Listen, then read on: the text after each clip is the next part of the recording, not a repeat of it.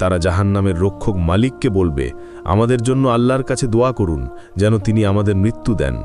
মালিক সঙ্গে সঙ্গে উত্তর দেবেন না, 1000 বছর পর বলবেন, তোমরা এখানেই চিরকাল পড়ে থাকো। তৃতীয় আবদার, তারা শাস্তিদাতা ফেরেশতাদের বলবে, অন্তত একদিনের জন্য আমাদের শাস্তি হালকা করে দিন। ফেরেশতারা বলবেন, তোমাদের কাছে কি স্পষ্ট পথ নির্দেশ নিয়ে রাসূলেরা আসেননি? তারা বলবে, হ্যাঁ। ফেরেশতারা তখন বলবেন, তাহলে এখন নিজেরাই প্রার্থনা করো। চতুর্থ আবদার, তারা জান্নাতীদের ডেকে বলবে, ভাই একটু পানি দাও অথবা জান্নাতের কিছু খাবার দাও।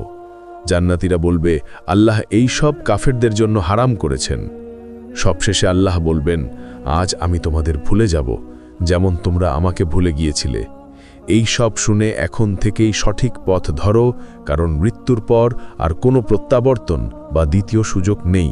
আল্লাহুম্মা কিনা আযাবাহ জাহান্নাম, হে আল্লাহ